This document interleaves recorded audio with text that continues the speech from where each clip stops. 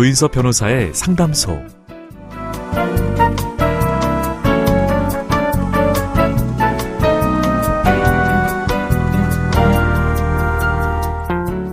어서 오세요. 기다리고 있었습니다. 무슨 일이 있으신가요? 편하게 말씀하세요. 제가 들어드리겠습니다. 속 시원하고 정확한 자문으로 법률 문제를 풀어드리는 조인섭 변호사의 상담소, 지금 바로 문을 열겠습니다. 저는 조인섭입니다.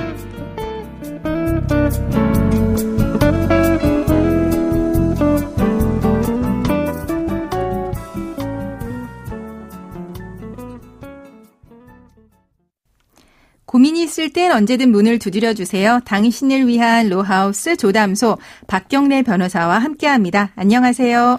안녕하세요. 법무법인 신세계로의 박경래 변호사입니다. 오늘은 어떤 고민이 기다리고 있는지 먼저 사연부터 알아보겠습니다. 아내와 결혼한 지 약 40년이 되었습니다. 저와 아내 사이에는 장성한 자식들 넷이 있죠. 사실 저는 가장으로서 입지가 좀 약한 편입니다. 오래전 사업에 실패하면서 큰 빚을 졌거든요. 저는 가족들에게 폐를 끼치지 않기 위해 한동안 집을 나가서 혼자 살았는데요. 큰 병을 얻어서 거의 다 죽어가게 됐을 때 아내와 겨우 연락이 닿아서 다시 함께 살게 됐죠. 항상 저의 의견을 존중해줬던 아내는 따로 지내는 동안 많이 변해 있었습니다.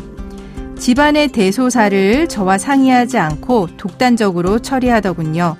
저보다는 자식들을 더 믿고 의지하는 것 같아서 서운했습니다.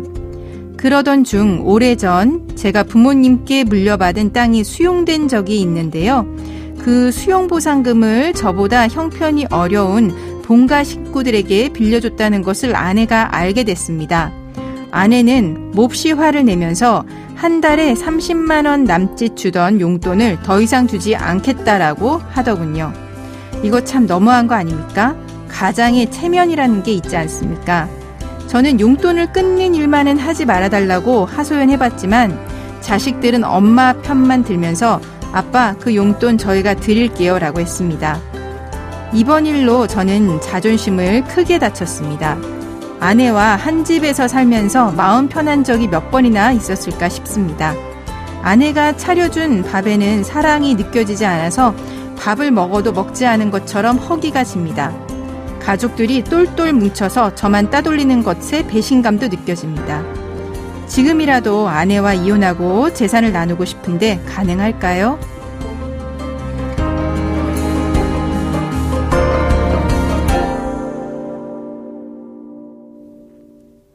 사연자분이 평소 가족들에게 서운하게 느껴왔는데 용돈 30만 원이 끊기면서 폭발하시게 된 것 같습니다. 가족들에게 따돌림 당하는 기분이 든다는 건 주관적인 감정이긴 하지만 이것도 이혼 사유가 될 수 있을까요? 따돌림, 무시 이런 것들은 그 이혼 사유가 될 수 있는데요. 해당한다면 840조 3호의 부당한 대우에 해당할 수 있을 것 같습니다. 네. 그러나 이혼 사유가 되려면 단순히 주관적인 기분만으로는 안 되고 객관적으로 정말 그 배우자로서 따돌리고 무시하고 이런 사정이 좀 드러나야 합니다. 네. 민법 840조의 극히 심한 부당한 대우를 맞습니다. 당하셔야 되는 거 아닙니까? 네, 맞습니다. 예, 근데 요 연령의 이제 가장들이 따돌림 당한다는 이야기는 사실은 좀 종종 하십니다. 그렇죠. 네. 사연자분이 목돈을 몰래 준 일로 아내에게 받고 있던 용돈이 끊겼습니다. 이거 역시 이혼 사유가 될 수 있을까요? 용돈이 끊겼다는 사정은 이제 만약에 용돈이 끊긴 것으로 인해서 사연자분이 생활이 불가능하실 정도로 굉장히 급박한 그런 사정에 몰리셨고 그렇다면은 이혼 사유가 될 여지가 있을 수도 있겠지만 사연자님 같은 경우는 자녀들이 아내분이 그동안 주시던 용돈을 계속 주겠다고 말씀도 하고 계신 상황이기 때문에 이 사정만으로는 이혼 사유가 되기는 좀 어려울 것으로 보입니다. 그리고 어떻게 생각하면 수용보상금을 받으셨는데 이거를 알리지 않고 이제 본인 이제 형제 자매들한테 빌려준 것도 좀 큰 원인이 되지 않았을까 싶은데요. 맞습니다.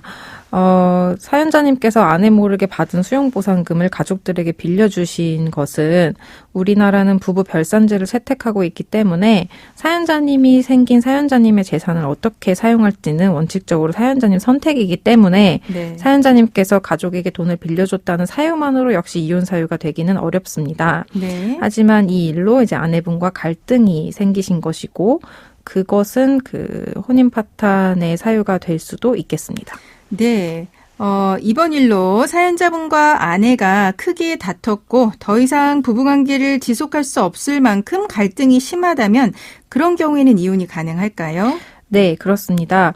민법 제840조 제6호에서는 기타 혼인을 계속할 수 없는 중대한 사유가 있을 때를 이혼 사유로 규정하고 있는데요. 네. 사연자분께서 이 그 수용보상금과 용돈 문제로 아내분과 갈등이 생기신 이후에 계속해서 그 갈등이 증폭이 되고 그로 인해서 부부관계가 완전히 파탄에 이르러서 회복의 여지가 없다고 보일 정도라면 그렇다면 이혼 사유가 인정받을 수 있을 것으로 보입니다. 네, 네. 하지만 지금 사연자님께서는 아는 모르게 이제 네. 돈을 빌려주셨죠? 예. 이렇게 부부 싸움을 했다는 사정만으로는 현재로서는 이혼 사유가 좀 인정받기 어려울 것으로 보입니다. 그러니까 지금 상황이 이혼이 그렇게 쉽지 않은 상황인 거는 조금 네. 명백하네요. 네.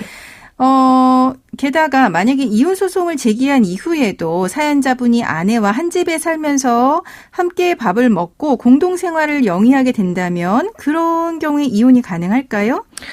네, 지금 사연자님께서 이혼을 원한다고는 하셨지만 지금 보면 아내분이 여전히 식사도 준비를 해주시고 한 집에서 생활을 하고 계신 것으로 보여요. 네, 네. 이혼 소송 제기한 이후에도 이와 같이 계속 생활을 하신다면 네. 혼인 관계가 파탄이 되지 않았다고 법원에서 판단할 가능성이 높아 보입니다. 아, 그렇군요. 물론 이혼 소송을 진행하는 과정에서 경제적인 이유로 인해서 별거하지 못하고 한 집에서 생활하면서 이혼 소송을 하시는 분들도 있고 그 경우에도 이혼이 인용되기도 합니다. 그러나 네. 혼인 파탄 사유가 구체적으로 소명이 가능해야 하고 객관적인 사정이 드러나야 하겠습니다. 실제로 이혼 소송 진행하다 보면은 같은 집에서 살고 있는 경우가 많나요? 아니면 별거하는 경우가 많나요? 별거하는 경우가 더 많지만 한 집에서 생활하시는 분들도 있습니다.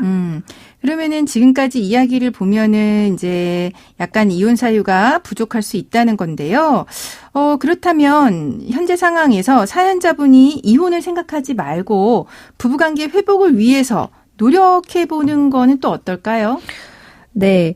사연자님께서 아내와도 자녀들과도 여전히 소통을 하고 계시고 한 네. 집에서 생활을 하시고 계시기 때문에 사연자님께서 이혼 원한다고 사연은 주셨지만 사실은 아내와 화해하고 싶은 마음도 있으신 것으로 보입니다. 네, 그렇죠. 이런 경우에는 가정법원에서는 조정조치 명령 등을 통해 부부 상담을 받고 부부 관계를 회복할 기회를 주기도 합니다. 네. 그래서 만약 이미 이혼 소송이나 이혼 조정 신청을 신청하신 상태라면 이러한 절차를 통해 부부 관계 회복을 위해 노력해 보시기를 제안드립니다. 네, 만약에 소송을 진행하신 게 아니면 부부 상담소를 찾아가 보시는 것도 괜찮을 것 같습니다.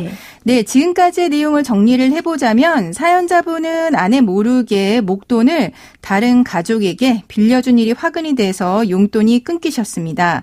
가장으로서 자존심에 상처를 입어서 이혼을 원하고 계시는데요. 사연자분의 경우 용돈이 끊겼지만 자식들이 대신 드린다고 하고 있기 때문에 사연자분에게 경제적으로 큰 문제가 발생한 것으로는 보여지지 않고요. 게다가 아내분이 일시적으로 용돈 지급을 중단한 것 이외에는 크게 유책 사유가 보이지 않고 여전히 아내와 한 집에서 생활하면서 아내가 차려준 밥을 드시고 있다면 아내와 화해하고 싶은 마음도 좀 있는 걸로 보여지십니다. 이런 경우에 부부 상담을 받고 부부관계 회복을 위해서 노력해보는 것도 좋을 것 같다고 이야기해 주셨습니다. 네, 조인섭 변호사의 상담소 언제나 열려 있지요. 사연 보내시는 방법 알려주세요. 네, 인터넷 포털 사이트 검색창에 YTN 라디오 조인섭의 상담소를 입력하시고 홈페이지에 들어오셔서 상담 게시판에 글을 남겨주시면 됩니다. 연락 받으실 전화번호도 함께 적어주시길 바랍니다. 네, 감사합니다. 지금까지 박경래 변호사와 함께했습니다. 감사합니다.